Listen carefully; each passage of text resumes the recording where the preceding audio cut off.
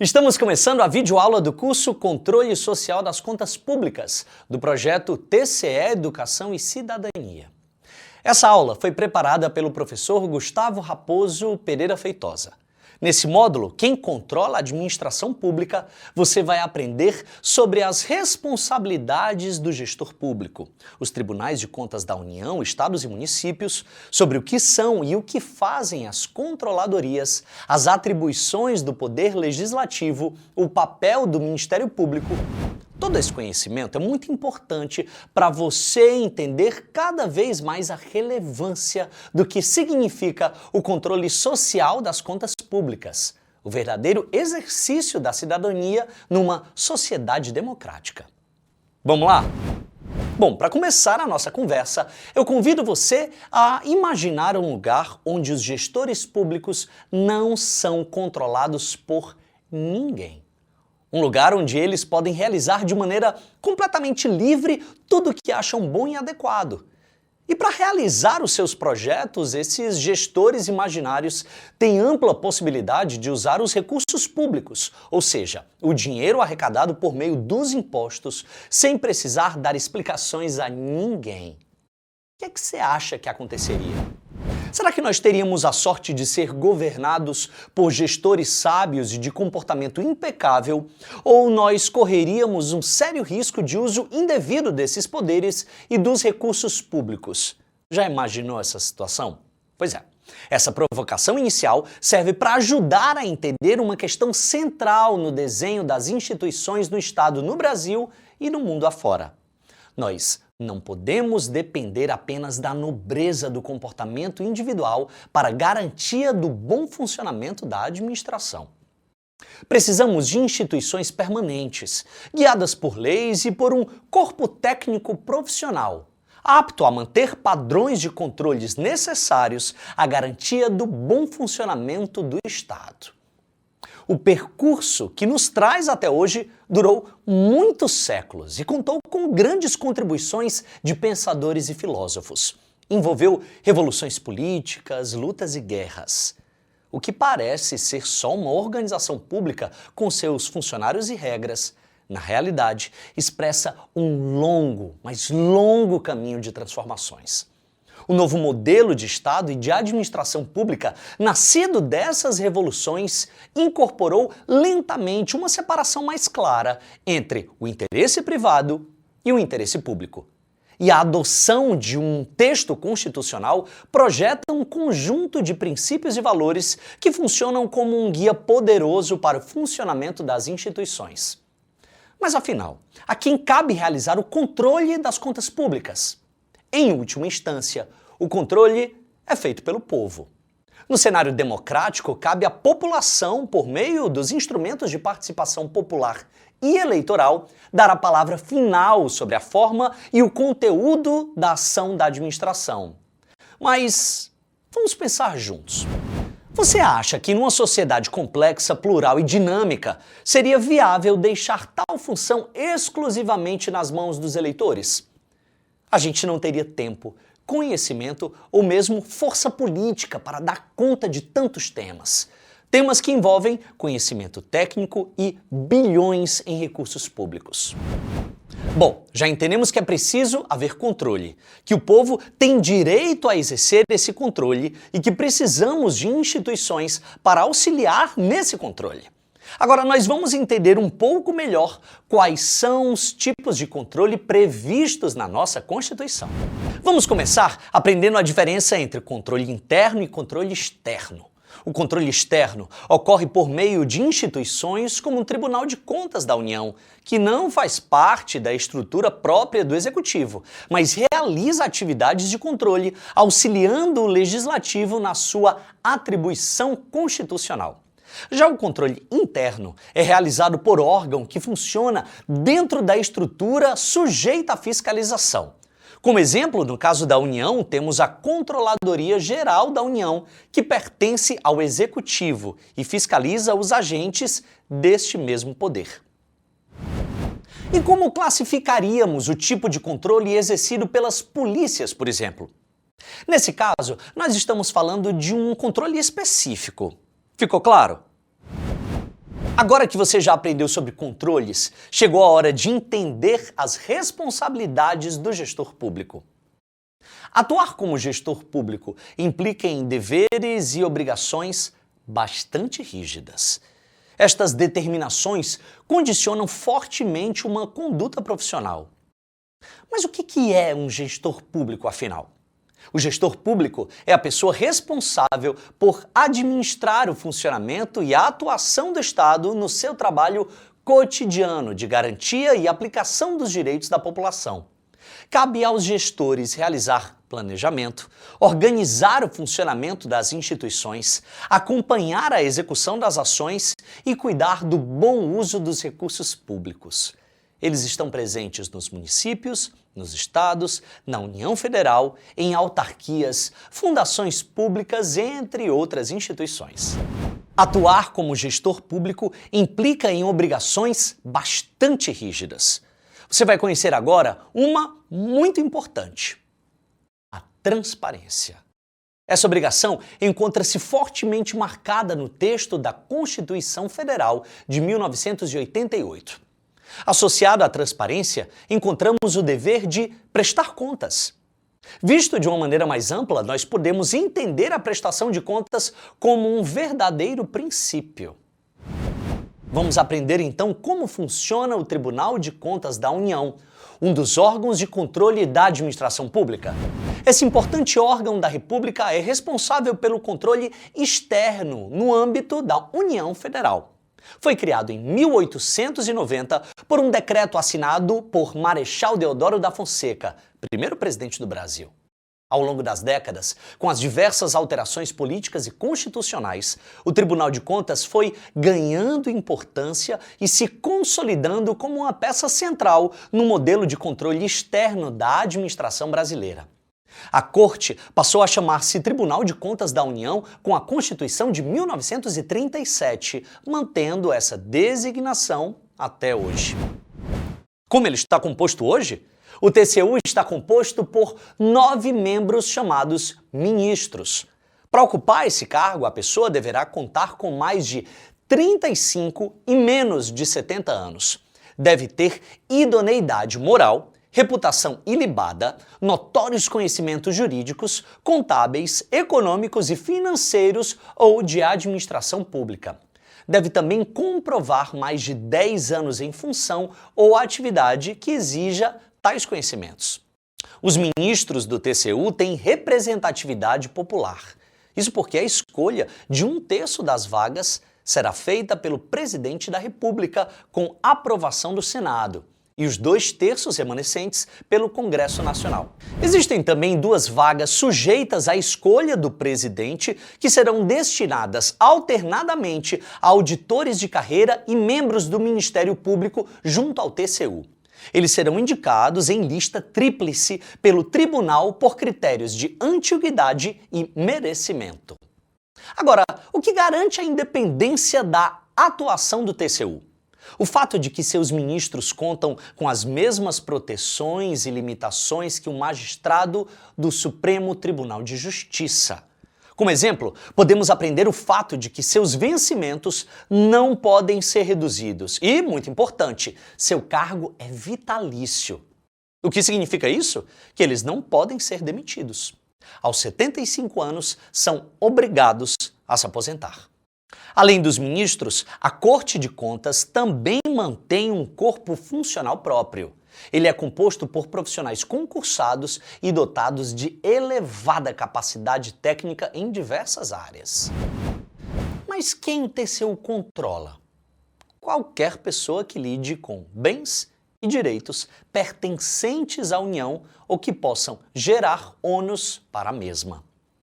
É importante você saber que não é só a União que tem o seu Tribunal de Contas.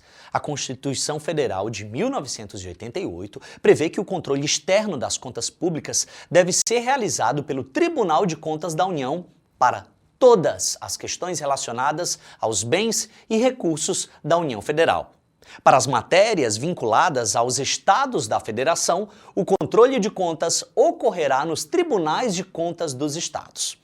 A Constituição também reconheceu a possibilidade de existência de tribunais específicos para os municípios que possuíssem previamente estas instituições. E como funciona nos estados? Bom, vamos aprender usando como exemplo o Ceará. O Ceará manteve um Tribunal de Contas dos municípios até o ano de 2017, mas, nesse mesmo ano, a Assembleia Legislativa Estadual aprovou a Emenda Constitucional número 92, extinguindo esta Corte de Contas e incorporando a sua competência e corpo técnico ao Tribunal de Contas do Estado do Ceará. Nessa estrutura, a competência para o controle de contas nos estados e municípios brasileiros recai essencialmente sobre os tribunais de contas dos estados. Essas cortes reproduzem os princípios, atribuições e práticas previstas para o TCU. A nova ordem democrática e a promulgação da Constituição de 1988 reforçaram e ampliaram o papel das Cortes de Contas, com impactos relevantes sobre os tribunais de contas dos estados. Adotou-se um princípio de simetria, em que o controle externo de contas dos entes federados reproduzia, de modo muito próximo, o padrão consolidado no âmbito federal para o TCU. Chegou a hora de você aprender sobre o papel do Ministério Público. O Ministério Público ganhou na Constituição Federal de 1988 e em diversas normas produzidas nas últimas décadas um novo arranjo institucional que ampliou e fortaleceu as suas responsabilidades. Atribuiu-se ao Ministério Público a função de verdadeiro defensor da sociedade e dos direitos do cidadão, com uma ampla gama de competências. Quais são essas competências? Já te falo. Elas vão desde a promoção da ação penal contra pessoas acusadas de crimes até a defesa do meio ambiente e de direitos sociais, como a saúde e a educação. O conjunto de atribuições definidas para o MP inclui a investigação de violações à moralidade administrativa e do mau uso de verbas e bens públicos. Em matéria de atuação do Ministério Público no controle da administração, merece destaque a Lei de Improbidade Administrativa. O que é essa lei? Ela estabelece punições para quem, no exercício de funções públicas, realiza atos que violem a probidade e a integridade do patrimônio público e social. São atos de improbidade. Receber vantagens financeiras em troca de oferta de contratos com a administração, liberação de verbas orçamentárias, desviar recursos públicos, causar danos ao patrimônio público, entre outros. A condenação por improbidade pode levar à perda da função pública, à suspensão de direitos políticos, à imposição do dever de reparar ou indenizar, dentre outros efeitos civis. Bom, nesses casos, os responsáveis ainda podem sofrer outros processos relativos aos crimes cometidos e estarão também sujeitos à responsabilização na esfera penal. Muito interessante conhecer o papel de cada um dos órgãos fiscalizadores do país, né?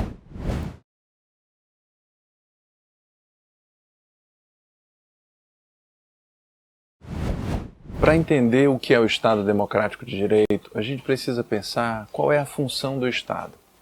Muitas vezes a gente tem um Estado que protege o direito das pessoas, protege alguns direitos, como a oferta da saúde, da educação, mas essa oferta de direitos, essa proteção de direitos não acontece num ambiente democrático.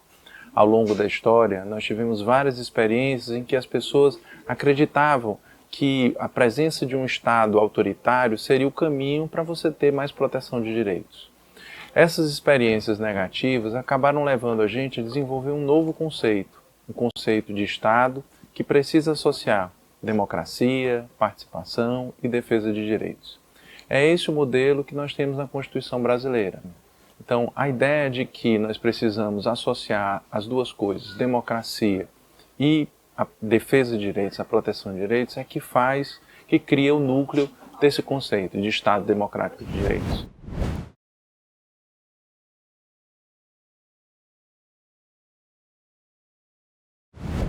As controladorias atuam no que a gente chama de controle interno. Existe um modelo de controle externo, que normalmente é feito pelos tribunais de conta, e um modelo de controle interno, que normalmente é feito pelas controladorias. Essas controladorias, elas atuam em diversas funções. Elas trabalham buscando a eficiência, a transparência, a integridade, o cuidado com a atuação do servidor público, o bom uso do recurso público, mas sempre olhando para dentro do órgão sobre o qual elas atuam. Elas normalmente atuam dentro desse órgão, por exemplo, as controladorias atuam sobre o executivo e fazem parte dessa estrutura do próprio executivo. São muitas atividades desenvolvidas por essas controladorias. Inicialmente, elas eram vistas como órgãos de punição, que faziam processo administrativo, sindicância e, de algum modo, funcionavam para punir servidores que atuavam de maneira inadequada. No entanto, esse tipo de função, ele continua sendo importante, mas é apenas uma das funções que são desenvolvidas por essas controladorias. Hoje, existe todo um movimento internacional que tenta fazer com que os estados sejam mais transparentes, que respondam às demandas dos cidadãos, que ofereçam dados públicos, que coloquem essas informações na internet, que respondam às demandas das pessoas, e tudo isso acaba sendo incorporado como parte das funções dessas controladorias. Dentro dessa dinâmica, um exemplo muito interessante do trabalho da controladoria são as ouvidorias, em que o cidadão pode levar os seus problemas. Você pode acessar o site da ouvidoria da CGU, da ouvidoria da Controladoria do Estado e da Controladoria do Município. Tanto na União, no Estado como no município, existem serviços dentro dos sites que permitem a você mandar sua reclamação, fazer denúncia e levar o seu problema para a administração pública.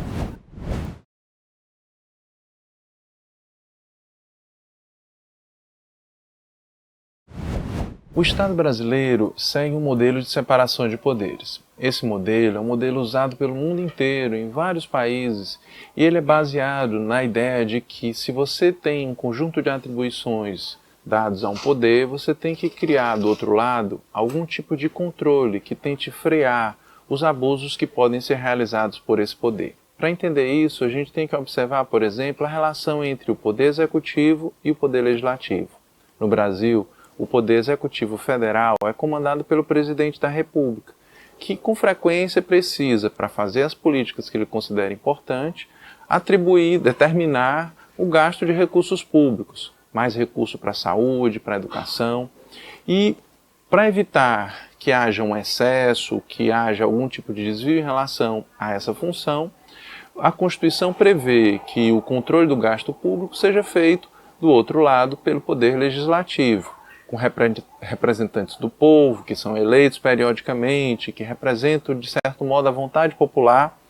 E esses representantes precisam cuidar para que esses recursos sejam utilizados de maneira adequada e também de maneira mais plural, porque os parlamentares são a representação de uma ampla gama de tendências, de interesses que são contidos dentro do parlamento.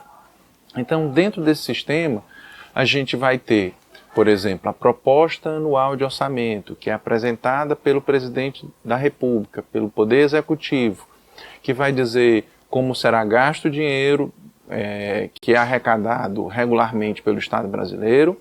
Nessa proposta, o Executivo vai definir quais são as prioridades, quais são as políticas, onde os recursos serão gastos. Essa proposta vai para o Legislativo e o Legislativo vai ter que verificar se ele vai aprovar ou não essa proposta. E o resultado desse processo é uma lei anual que diz qual vai ser o orçamento do país para o ano seguinte. Esse mesmo modelo ele é reproduzido com poucas diferenças no âmbito estadual e no âmbito municipal. A gente tem sempre um modelo em que o legislativo funciona como uma espécie de contrapeso, de fiscalização, de controle sobre a atuação financeira, contábil, administrativa do executivo. Uma forma interessante de verificar essa relação entre legislativo e executivo no controle de contas é perceber a inserção do Tribunal de Contas dentro do legislativo. Essa função de controle de contas do legislativo é feita com auxílio do Tribunal de Contas. Esse Tribunal de Contas está ligado ao legislativo nesse processo. Apesar da gente chamar de tribunal, o Tribunal de Contas não é parte do Poder Judiciário. Ele é ligado ao Poder Legislativo. E é a função central desse Tribunal de Contas auxiliar o Legislativo na tomada de decisão sobre a regularidade das contas da administração.